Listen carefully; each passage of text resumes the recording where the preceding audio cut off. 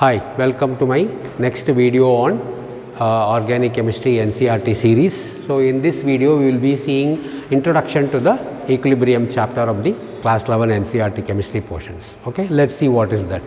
So, equilibrium, it's basically it is a you can say it is a process, or you can say it is a state of a reaction. So, suppose if you have a reactant going and forming products, if we consider a general reaction like this, now this is called as forward reaction.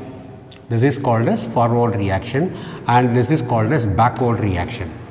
So, when the reactant goes to form the product, we call that as forward reaction. When the product is broken down to form reactants, we call that as a backward reaction. Now, we define what is called as a rate of a reaction. So, we say ROR. So, rate we have studied in physics, that is displacement by time taken, but here we see that the rate of a reaction is given by the change in the concentration of the reactant with respect to time, or change in the concentration of the product with respect to time. So, that means if you take some 10 moles of reactants, how much reactants is converted to products, say after 2 minutes, that will be called as the rate of a reaction. Okay. So, we have two types of rate of reaction. One is called as the instantaneous rate, and another is called as average rate. Okay. So, we will see these two rates separately together. So, we put a minus sign here to indicate that the concentration of the reactant with the time decreases. We put a positive sign here to represent that with the time the concentration of the products increases. Okay. So, when you draw a graph of, say, the concentration of reactant with respect to time in the x-axis, you see that at 0 time you will have the maximum amount of concentration, and with the time the concentration of the reactant decreases and it reaches almost to the touching the x-axis. It will never become 0, but it will be almost touching the x-axis. Similarly, if you take the when you plot the product concentration of product with respect to time, at 0 time the product will not be formed before the start of the reaction. Once the reaction has started, more and more of reactants will be converted to products. Then with increasing time, the concentration of product will increase and it will become almost a plateau. Once all the reactants are exhausted, you will have the plateauing, almost a plateau. It is not exactly plateau, it is almost a plateau. So, you have maximum amount of product formation in certain amount of time here. So, now this rate means we have defined like this. We have two types of rate. Now, when we draw a graph, suppose if you take a point on this graph, and if you draw when you draw a tangent to this line, tangent to this point. So, at this point, if you take the concentration of the product or with respect to time, we will take this point, we take this as the instantaneous rate. At that given time, how much amount of product is converted or getting formed during the course of the reaction, we call that as an instantaneous rate. Now, instead, if you take 2 points on the graph like this, and if you can correlate this to the x-axis like this, you will have like this. So, this distance will be dt, change in the time. So, that will be T2 minus T1. Okay. Similarly, this will be the change in the concentration of the product, that is, so this will be P1. T1 will have P1, T2 will have P2 will. So, here the slope will be given by dy by dx, which is equal to dy is P2 minus P1. P2 minus P1 by dx is given by T2 minus T1. So, this we call it as the average rate of a reaction during the course of a reaction. So, these are the two types of rate. Now, let us come to equilibrium. What do we mean by equilibrium? So, equilibrium, I told you, it is a state or it is a process, we can say. Now, when the rate of the forward reaction, now you have the reactant going and forming products. Now, we represent the rate with a small k. When the rate of the forward reaction is equal to rate of the backward reaction, when k forward equal to k backward, we call this as an equilibrium process. That is, when the rate of conversion of reactant to product equals the rate of conversion of product to back to the reactants, when these two rates are equal, we call that as an equilibrium process. Now, equilibrium process KE is given by product divided by reactant, concentration of product divided by reactant. Okay, suppose if you take A moles of A plus B moles of B, which is getting converted to C moles of C plus D moles of D, then we write the equilibrium constant as I told you, equilibrium constant is given product by concentration of product divided by concentration of reactant.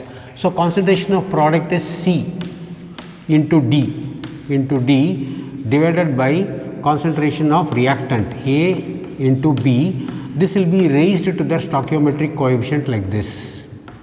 This will be raised to the stoichiometric coefficient like this. Okay. Now, we can define this equilibrium constant as a ratio between the two product concentration, product of the concentration of the products divided by product of the concentration of the reactants raised to the stoichiometric coefficient. Raised to the stoichiometric coefficient. For example, if you consider this equation, N2 plus 3H2 gives 2NH3. If you consider this compound, then we write the equilibrium constant K is equal to product by reactant. Product by reactant. So, what is product? Ammonia, NH3 raised to the power 2 divided by reactant N2, concentration of N2, concentration of H2 raised to the power 3. So, this will be the equilibrium constant expression for the formation of ammonia. Now, if you consider the backward reaction, so what will be the backward reaction? Backward reaction will be 2NH3 will be giving N2 plus 3H2. So, this will be the backward reaction. Now, if you write the equilibrium constant K backward, so you can write this as K forward or K backward. So, these two are equal, we write it as like this. So, K backward reaction. Now, this equilibrium constant for this will be again product by reactant. So, again product is N2,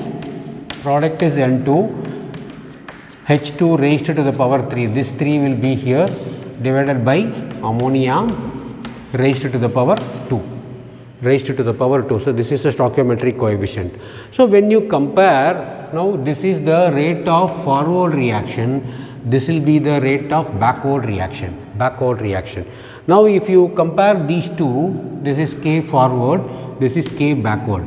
So, if you consider K forward, now you can see that these two are nothing but reciprocal of each other. So, K forward will be the reciprocal of K backward.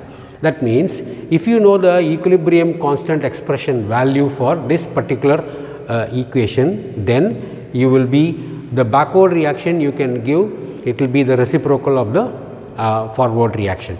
So, by knowing the equilibrium constant for the forward reaction, you can calculate the equilibrium constant for the backward reaction.